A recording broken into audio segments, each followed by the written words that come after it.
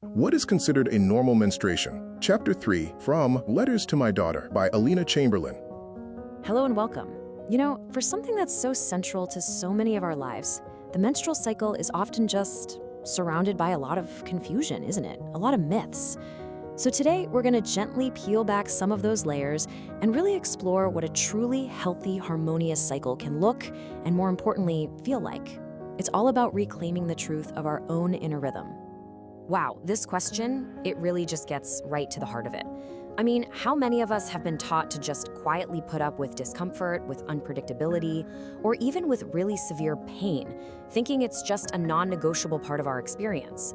But what if we started to see these things not as normal, but as our body trying to communicate with us?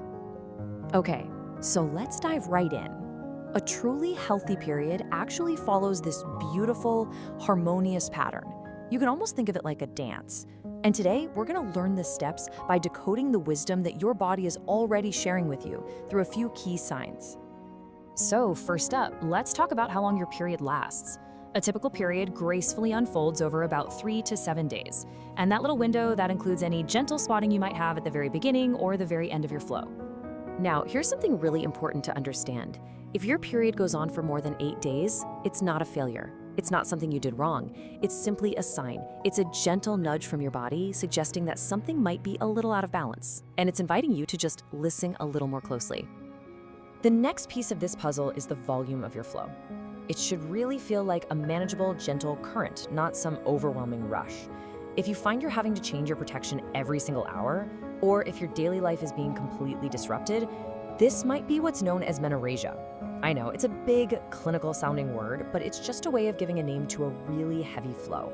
And that's important because it validates that it's a real issue, not something you just have to tough out.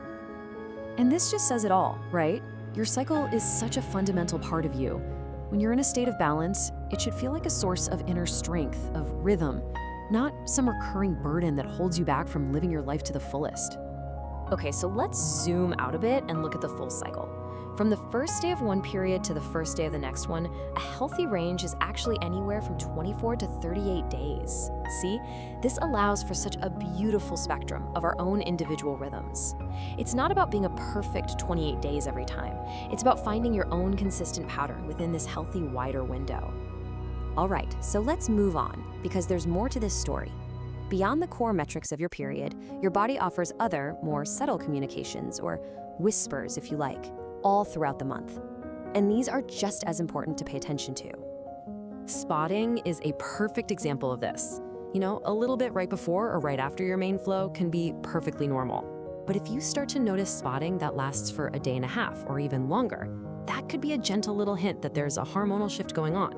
Maybe from stress, maybe your diet, it's just something worth looking into. And if you do notice this, it's always a great idea to just chat with your doctor about it.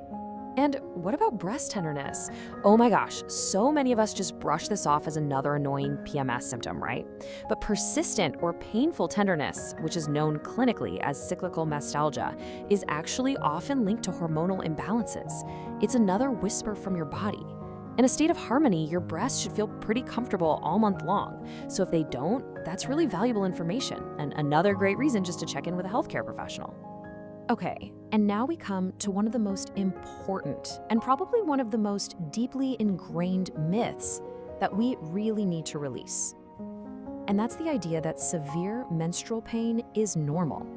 It's a story that has caused so much silent suffering, and it is absolutely time to rewrite it.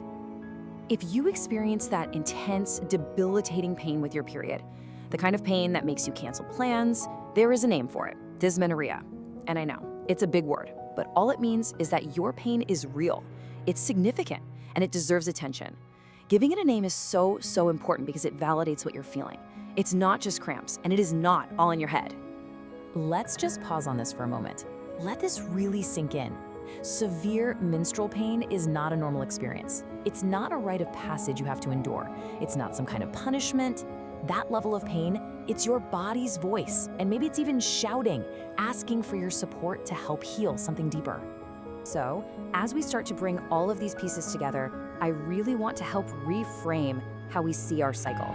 It's not a monthly inconvenience. It is a powerful, vital sign, just like your heart rate or your body temperature. Isn't that an incredible shift in perspective? And that's the core message right here. The characteristics of your period, its length, its volume, its regularity, how you feel during it, these are direct reflections of your overall health. They are clear, loving messages about your body's state of harmony. So just to recap, these are really the key signals to watch for. If your periods are consistently outside the norms we've talked about, if they're too long, meaning more than 7 or 8 days, or too short, less than 3. If they're too heavy, getting in the way of your life, too painful, stopping you in your tracks, or too irregular with cycle lengths all over the map month to month, this is just an invitation to get curious and maybe seek some support. And this right here is why all of this matters so much. Learning to read the language of your own cycle, it's not about trying to find a problem. It's a beautiful act of self-care. It's about tuning in, honoring your body's wisdom, and empowering yourself to live in true harmony with it. So I'll leave you with this gentle question to reflect on. Based on everything we've explored today, what messages might your body be sending you? There's no right or wrong answer. It's really just about starting a conversation with yourself.